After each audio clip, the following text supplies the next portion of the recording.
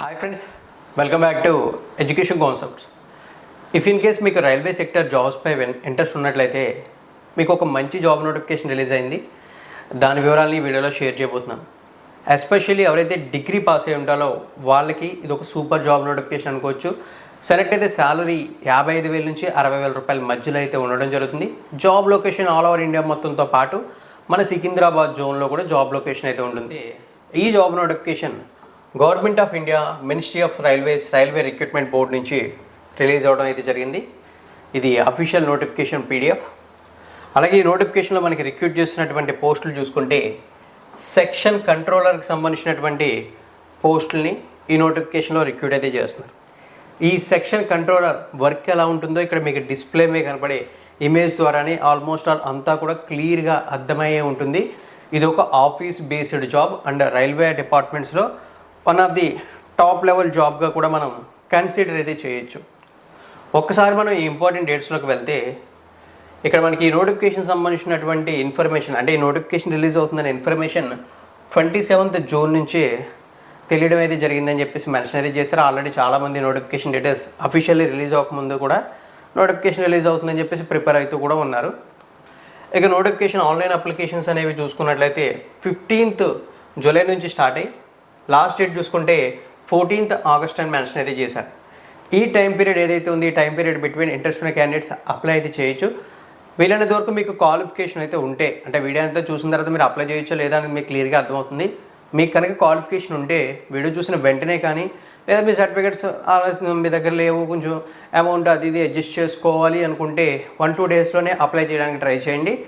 Why because అంటే last dates వరకు wait చేస్తూ ఉంటే మనకి సర్వర్ ఇష్యూస్ రావడం, ఇంటర్నెట్ ఇష్యూస్ రావడం లాంటివి జరుగుతాయి. కాబట్టి వీలైనంత త్వరగా అప్లై చేయడానికి అయితే ప్రయత్నించండి. ఇక నోటిఫికేషన్లో ఉన్నటువంటి సెక్షన్ కంట్రోలర్ పోస్ట్కి సంబంధించిన ఒక డీటెయిల్డ్ ఇన్ఫర్మేషన్ ఇక్కడ ఒక టేబుల్ ఫార్మాట్లో ఇచ్చారు. ఆ ఇన్ఫర్మేషన్ ఏంటనేది చూద్దాం. సో ఈ టేబుల్లో ఫస్ట్ పాయింట్ మనకి మెన్షన్ చేసింది name of the post section controller. Level 7 ప్రకారం సెంట్రల్ గవర్నమెంట్ 7th CPCలో లెవెల్ 6 ప్రకారం శాలరీ ఇవ్వడం జరుగుతుందని చెప్పి మెన్షన్ అయితే చేశారు.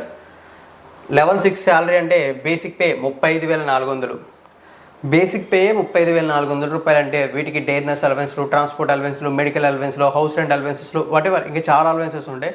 ఇవన్నీ కూడా యాడ్ చేస్తే ఆన్ అండ్ యావరేజ్ మీకు 55,000 to 60,000 రూపీస్ శాలరీ అనేది ఈ సెక్షన్ కంట్రోలర్ జాబ్ మీరు గెట్ చేయగలిగితే మీకు రావడం అయితే జరుగుతుంది. ఇఫ్ ఇన్ కేస్ నెక్స్ట్ చూసుకుంటే ప్రిస్క్రైబ్డ్ ఏజ్ నామ్స్ అని ఇచ్చి 20 to 33 years అని చెప్పి మెన్షన్ అయితే చేశారు. అంటే అప్లై చేసే క్యాండిడేట్కి మినిమం 20 years ఉండాలి, మ్యాక్సిమం 33 years వరకు అప్లై అయితే చేయొచ్చు అని చెప్పేసి దీని అర్థం. Next total number of vacancies చూసుకుంటే 119, అంటే 119 పోస్టులు నోటిఫికేషన్లో అవైలబుల్గా ఉన్నాయని చెప్పేసి మెన్షన్ అయితే చేశారు.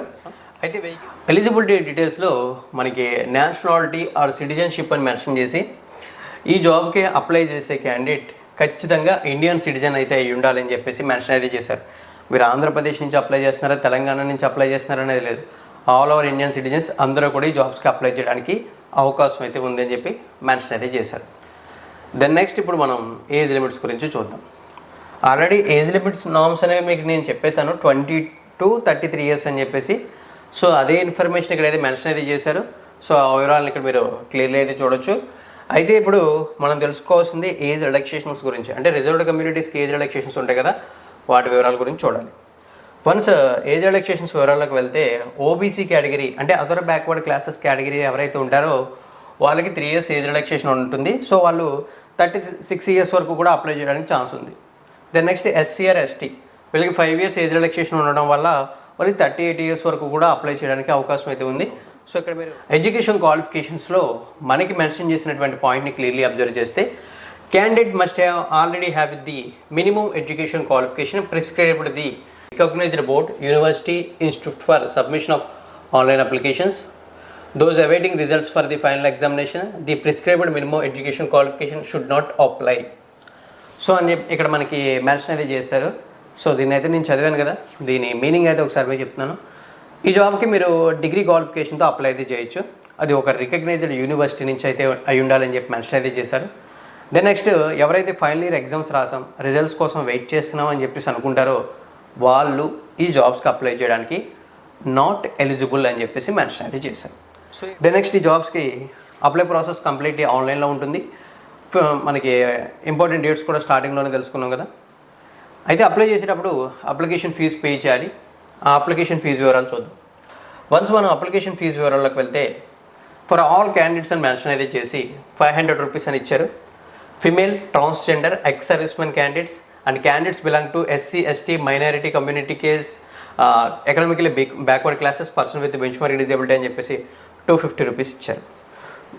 సో దీన్ని ఇక్కడ మనం క్లియర్గా అబ్జర్వ్ చేస్తే అప్లై చేసే క్యాండిడేట్స్లో ఫిమేల్ క్యాండిడేట్స్ ఉన్నా, ట్రాన్స్జెండర్స్ ఉన్నా, ఎస్సీ, ఎస్టీ ఉన్నా, person with bench mark disability ఉన్నా, ఎకనామికలీ వీకర్ సెక్షన్స్ కానీ, మైనారిటీ కమ్యూనిటీస్ కానీ ఎవరైతే ఉంటారో వాళ్ళు 250 రూపాయలు పే చేయాలని చెప్పి మెన్షన్ చేశారు. Remaining category candidates like general category, unreserved, OBC, economically weaker section వాళ్ళు మాత్రం మనకి 500 రూపీస్ పే చేయాలని చెప్పేసి మెన్షన్ అయితే చేశారు. ఇవి సెలక్షన్ ప్రాసెస్ గురించి మాట్లాడితే ఈ జాబ్స్కి సంబంధించిన సెలక్షన్ ప్రాసెస్ అనేది ఒక 3 స్టేజెస్లో అయితే ఉంటుందని చెప్పేసి మెన్షన్ అయితే చేశారు. సో ఇక్కడ మనం చూడొచ్చు. స్టేజ్ నెంబర్ 1లో computer based test, stage number 2లో computer based aptitude test, finally document verification అని చెప్పేసి 3 స్టేజెస్లో మనకి సెలక్షన్ ప్రాసెస్ అయితే ఉంటుందని చెప్పి మెన్షన్ చేశారు. అయితే మీకు ఎగ్జామ్ సెంటర్కి సంబంధించినటువంటి ఇన్ఫర్మేషన్ అయితే ఏది కూడా నేను ఈ వీడియోలో ప్రొవైడ్ చేయలేను. వై బికాజ్ అంటే ఎగ్జామ్ సెంటర్స్ ఏవైతే ఉన్నాయో వాటికి సంబంధించిన ఇన్ఫర్మేషన్ ఏది కూడా మనకి నోటిఫికేషన్లు అయితే ఇవ్వలేదు. అలాగే ఎగ్జామ్స్ అనేది బోత్ ఇంగ్లీష్ అండ్ హిందీ మీడియంస్లో జరగడం అయితే జరుగుతాయి. ఇక సెలక్షన్ ప్రాసెస్కి సంబంధించినటువంటి స్ట్రక్చర్ ఎలా ఉంటుంది అని ఒకసారి మనం డీటెయిల్డ్గా చెక్ చేయాలి అని అనుకుంటే మనకి ఆ డీటెయిల్స్ కూడా ఇక్కడ ఇచ్చేశారు. ఏదైతే కంప్యూటర్ బేస్డ్ టెస్ట్ అయితే ఉందో ఈ కంప్యూటర్ బేస్డ్ టెస్ట్కి సంబంధించి ఎగ్జామ్ జరిగేటటువంటి డ్యూరేషన్ అంటే ఎగ్జామ్ నిడివి కాలం చూసుకుంటే 120 మినిట్స్, నెంబర్ ఆఫ్ క్వశ్చన్స్ చూసుకుంటే 100 క్వశ్చన్స్, నెగిటివ్ మార్కింగ్ ఉంది, 1/3 నెగిటివ్ మార్కింగ్ అప్లికేబుల్ అవుతుందని చెప్పి మెన్షన్ చేశారు ఈచ్ రాంగ్ ఆన్సర్కి. వన్స్ ఈ కంప్యూటర్ బేస్డ్ టెస్ట్ అనేది కంప్లీట్ అయ్యి స్కోర్ కార్డ్ ఏదైతే వస్తుందో ఆ స్కోర్ కార్డ్ వచ్చిన తర్వాత 1:8 రేషియోలో ఒక్క పోస్ట్కి 8 మంది అభ్యర్థుల్ని షార్ట్ లిస్ట్ చేస్తూ కంప్యూటర్ బేస్డ్ యాప్టిట్యూడ్ టెస్ట్కి ఫార్వర్డ్ చేయడం అయితే జరుగుతుందని చెప్పేసి మెన్షన్ అయితే చేశారు. Then next computer based aptitude టెస్ట్లో కూడా మంచి పర్ఫార్మెన్స్ ఇచ్చిన క్యాండిడేట్స్ ఎవరైతే ఉంటారో వాళ్ళని షార్ట్ లిస్ట్ చేసి ఓవరాల్లీ మెరిట్ వైజ్ పోస్టింగ్స్ అనేవి ఇవ్వడం జరుగుతుంది ఆఫ్టర్ డాక్యుమెంట్ వెరిఫికేషన్ తర్వాత. ఇంకా మీకు సిలబస్లో ఏ టాపిక్స్ ఉంటాయి ఇవన్నీ కూడా చెప్పొచ్చు, బట్ అంత డీటెయిల్స్ ఇప్పుడు ఈ వీడియోలో తెలుసుకుంటే మనకి కన్ఫ్యూజన్ వస్తుంది కాబట్టి ఇక్కడ వరకు ఈ డీటెయిల్స్ని మనం కంక్లూడ్ అయితే చేయొచ్చు. ఓవరాల్ రిక్రూట్మెంట్ ప్రాసెస్లో 70% ఆఫ్ వెయిటేజ్ అనేది కంప్యూటర్ బేస్డ్ టెస్ట్ ద్వారా తీసుకుంటే రిమైనింగ్ 30% ఆఫ్ వెయిటేజ్ అనేది కంప్యూటర్ బేస్డ్ యాప్టిట్యూడ్ టెస్ట్ ద్వారా తీసుకోవడం జరుగుతుంది సెలక్షన్ ప్రాసెస్లో. So ఓవరాల్లీ recently railway recruitment board నుంచి రిలీజ్ అయినటువంటి సెక్షన్ కంట్రోలర్ పోస్టుల రిక్రూట్మెంట్ 2026కి సంబంధించినటువంటి డీటెయిల్స్ అయితే ఇవి. ఆల్మోస్ట్ ఆల్ ప్రతి డీటెయిల్ కూడా మీకు అర్థమయ్యే విధంగా ఎక్స్ప్లెయిన్ చేశాను అనుకుంటున్నాను. ఇఫ్ ఇన్ కేస్ నేను ఏదైనా ఇన్ఫర్మేషన్ స్కిప్ చేశాను అనిపించినా లేదా మీకు ఏదైనా డౌట్ ఉందనిపించినా కామెంట్ సెక్షన్లో కామెంట్ చేయండి. వీలైనంత వరకు మీ డౌట్స్ని క్లారిఫై చేస్తాను. అండ్ ఆల్సో ఓవరాల్లీ నా ఎక్స్ప్లెనేషన్ మీకు నచ్చినట్లయితే లైక్ చేసి ఈ ఇన్ఫర్మేషన్ మీ ఫ్రెండ్స్తో షేర్ చేయండి. థ్యాంక్ యూ ఫ్రెండ్స్, వీడియోని ఎండింగ్ వరకు వాచ్ చేసి సపోర్ట్ చేస్తున్నందుకు.